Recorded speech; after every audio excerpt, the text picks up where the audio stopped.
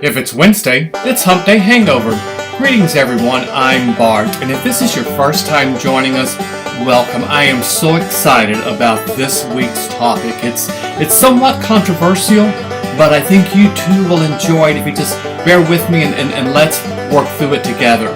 I'm asking the question this week: if real facts can be alternative facts, then can a real lifestyle also be an alternative lifestyle? So, grab yourself a cup of coffee, or how about a cocktail, and let's get started. This is Hump Day Hangover.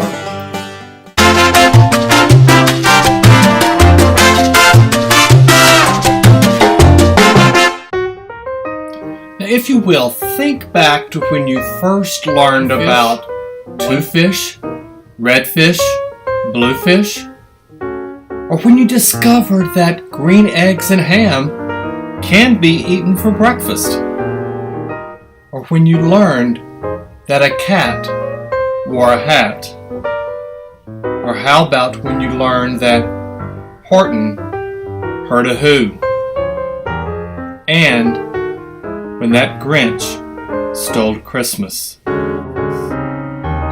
You see, all of these wonderful lessons came to us from the phenomenal Dr. Seuss. But Dr. Seuss taught us what I consider to be the most valuable mantra that anyone can adopt, and it fits perfect with what we're talking about today.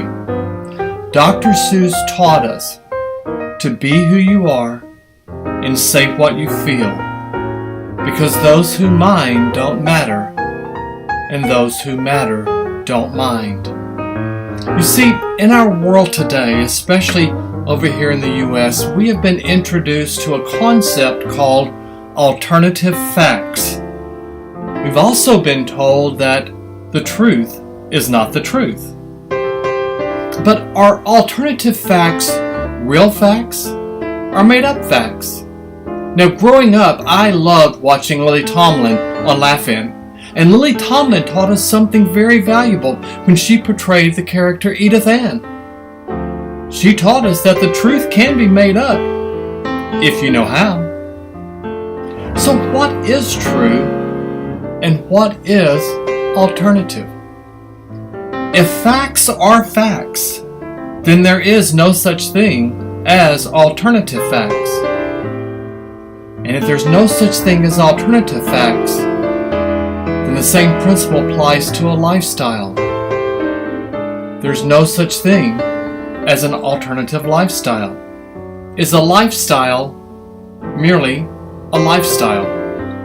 Throughout history, we've learned about alternative lifestyles. We've learned about polygamy, learned about cults, learned about cross-dressers, homosexuality, bisexuality, transgender, communes, non-traditional religions. Basically, if someone did not agree with the way the other person lived, that was considered an alternative lifestyle. But I contend there is absolutely no such thing as an alternative lifestyle. A lifestyle is a lifestyle. Each one of us must own and must live our own unique lifestyle. United States of America was founded on the basic principle to hold these truths to be self-evident, that all men and women are created equal. They are endowed by their Creator with certain unalienable rights. Among these are life, liberty, and the pursuit of happiness. By that definition alone, there is only one lifestyle, and that lifestyle centers around the person's pursuit of happiness. Now, Dr. Seuss taught us to be who we are. Each one of us gets to decide our own lifestyle and our own journey. We must own it. We must also accept responsibility for it. If you're challenged to live your life by your own design, then you must live it by your own design. If someone disagrees or labels you as living alternatively, that is a definition by their design. They must own that judgment, not you. Those who accept you for who you are and applaud your confidence and originality are the ones in your life that really matters. Surround yourself with those people. Remember what we've talked about many times here. You are the average of the 5 people you most often associate with. Associate with people who applaud you and accept you for being you. Journeying down the road less traveled is not the easiest route, but it is often the most scenic and the most memorable. The most traveled expressways have the most congestion, and the fastest route to a destination often requires a toll. The journey you design is the journey you must own. Be who you are and say what you feel, for those who matter don't mind. Embrace your originality. Embrace and define your lifestyle. As my hoodie reads, always live in your spotlight. Own that spotlight that you're standing in. Now, today's lesson, as with all, comes from my best-selling book, My Moment to Succeed. Go out to my website, successeducator.com. You will find a link to Amazon. You can purchase it there. I'll be more than happy to personalize it and to autograph it for you.